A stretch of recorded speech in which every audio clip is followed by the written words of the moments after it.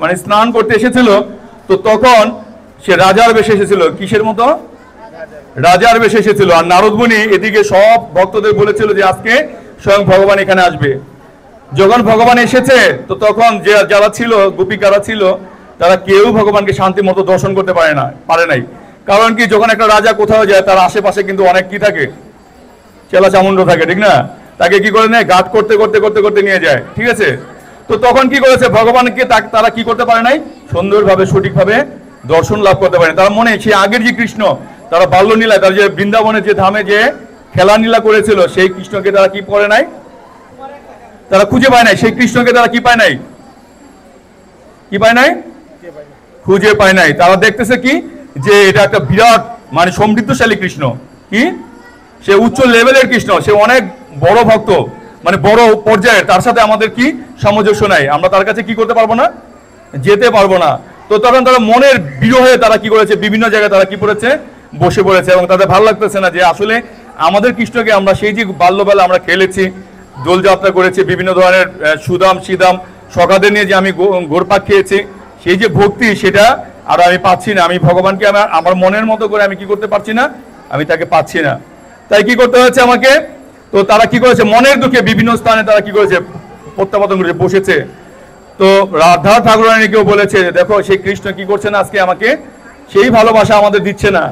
এটা কি করেছে, নারদ মুনি ভগবানকে বলেছে যে সমস্ত ভক্ত কি করেছে, তোমার যে সেই বাল্য নীলা তুমি যে করেছো ভক্তদের সাথে, তো তারা কি করতে পারছে না, আনন্দ বিধান হচ্ছে না তাদের।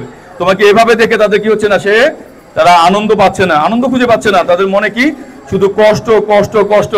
তো তখন ভগবান কি করেছে, না তুমি নারদ মুনি তাদের বলো, আমি বৃন্দাবন আমি যাব, যে কি করব, আমি সমস্ত ভক্তদের সাথে আমি কি করব, সেই আগে যে আমি নীলাবিলাস করেছি, সেই নীলাবিলাস করবো, নিতাই গৌর প্রেমানন্দে।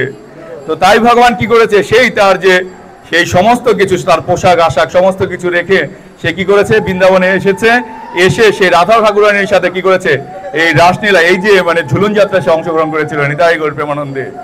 ভগবান বলেছে এইটা প্রেমময়ী সেবা, যে আমার এই সেবায় অংশগ্রহণ করে তার আর পুণ্য জন্ম হবে না। দোলেচ দোল গোবিন্দ চাপেছ মধুসূদন রথেছ বামন 10টা পুণ্য জন্ম ন বিদ্যুতে।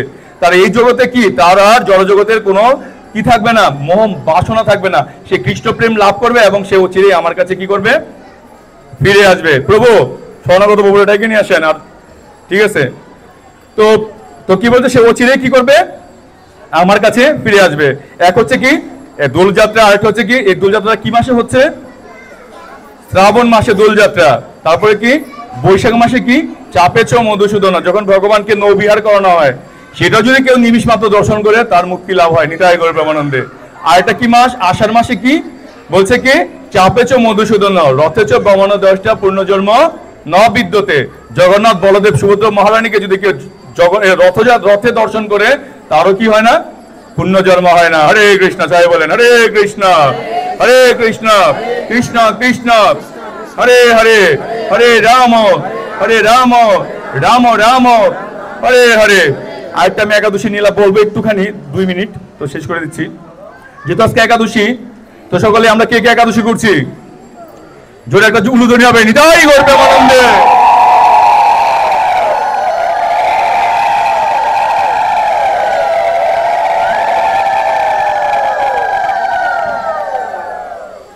তো প্রভুপাদ একদিন কি করেছে, প্রভুপাদ বলছে তার শিষ্যদের বলছে, হরে কৃষ্ণ, তো তোমরা কি ভূত বিশ্বাস করো? কি বলছে, বিনয় এটা কত, বিনয় হরে কৃষ্ণ।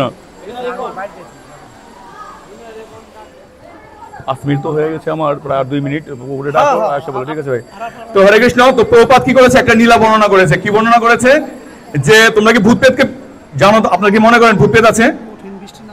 হ্যাঁ, আপনারা কি জানেন ভূত প্রেত আছে, এরকম চিন্তা করেন? ভূত প্রেত কিন্তু আছে অবশ্যই, কারণ আমাদের আত্মা অনেক সময় কি হয়ে যায়, হ্যাঁ, আমাদের মেডিকেল সায়েন্সে বলে না ভূত প্রেত নাই, কিন্তু আমাদের ভূত প্রেত আছে। কারণ আমাদের অনেক সময় কি অশুভ আত্মায় পরিণত হয়, আমাদের অপমৃত্যু দেহগুলা এরকম হয়। তো প্রবাদ বলছে, দেখো এক সৈনিক তার কি পড়ছে, তার একটা বিশাল পাহাড়ের ভিতরে তার ডিউটি পড়ছে, কোথায়, পাহাড়ের ভিতরে ডিউটি পড়ছে, সেইখানে দেখে যে অনেক ভূত ভূত প্রেতরা কি করছে, খুব হাসাহাসি করছে, হা হা হা হা করে কি করছে, হাসছে। কারা হাসছে? ভূত প্রেতরা অনেক হাসছে আর বলছে, শোনো শোনো শোনো ভাই, তো এই রাজার বাড়ির আজকে রাজার বাড়িতে একটা বিয়ে হবে। কি হবে?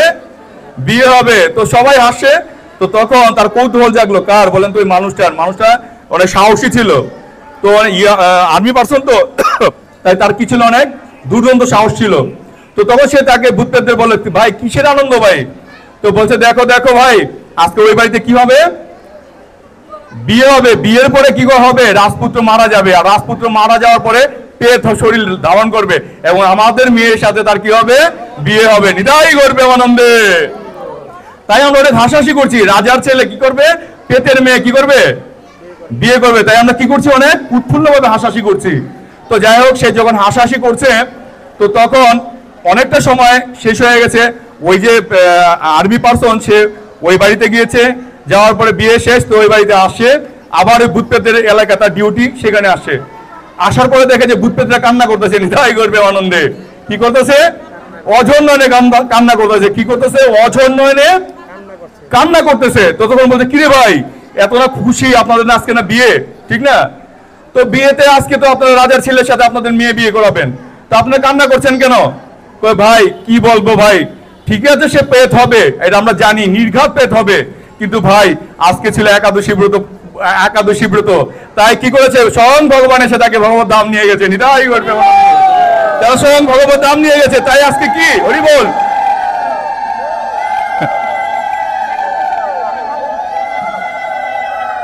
যদিও তার পেট হওয়ার কথা ছিল, কিন্তু যখন সে এই একাদশী ব্রতর দিন, সে বিয়ে করার আগে কিন্তু না খেয়ে থাকতে হয়, ঠিক না? তো না খেয়ে থাকা অবধি সে কি করেছে? মৃত্যুবরণ করেছে। আর স্বয়ং ভগবানের দুধেরা চিন্তা করেছে, না ওই কি করেছে? আমার এই ভগবত সেবা বা আমাদের ভগবানের সেবা করেছে, তাই একাদশী ব্রত সে পালন করেছে। তার জমালে তার যাওয়া হবে না। সে কোথায় গিয়েছে? দিব্য রথে চড়ে ভগবত ধাম গিয়েছে। তাই একাদশী ব্রত পালন করলে কি হবে? আমাদের সমস্ত পাপ দূরে হবে, এবং আমরা অন্তিমে আমরা কোথায় যাব? ভগবত ধাম প্রাপ্ত হব। হরে কৃষ্ণ। তো আমাদের স্বর্ণগত নিমাই দাস প্রভু, তো সেখানে একটু আমাদের একটু বলেছিল, কিন্তু প্রভু কিন্তু দেখছি না। তো সবাই বলেন, হরে কৃষ্ণ কৃষ্ণ কৃষ্ণ হরে হরে, হরে রাম রাম রাম হরে হরে। যে যে ঝুলুনো সব কি নিতাই গৌর প্রেমানন্দে, হরি বল। তো এ ফাঁকে আসতেছে তো আমাদের মথুরা প্রভু, তো আমাদের তাঁতিবাজারের নাম অর্থের ভক্ত, তো প্রভু আমাদের দু কথা বলবে, তারপরে প্রভু মথুরা প্রভু আসে। তো শরণাগত প্রভুর জন্য একটা জোরে বলে ধরি, নিতাই গৌর প্রেমানন্দে, হরি বল। তো সেই হরি কথা বলবে, আপনারা একটু শ্রবণ করবেন। হরে কৃষ্ণ। আর আমাকে ক্ষমা দৃষ্টিতে দেখবেন, আর আমি একটু বেশি কথা বলি, তো ঠিক আছে, তো অপরাধ হয় আমার, ক্ষমা করবেন। হরে কৃষ্ণ। অসংখ্য ধন্যবাদ প্রভু সভাপতি তালি হরি বল। তা আমাদের শরণাগত গুরু আমাদেরকে আশীর্বাদ করবেন, ঠিক আছে? তারপর আমাদের নিত্য মামা আর আমাদের জ্যেষ্ঠ ভ্রাতার মথুরা সুন্দর দাস প্রভু, অনেক গুণীয় বৈষ্ণব, তো ওনার পরে ওনাদেরকে আশীর্বাদ করে সামনে প্রসাদ আমাদের ভাই। হরে কৃষ্ণ কৃষ্ণ কৃষ্ণ হরে হরে।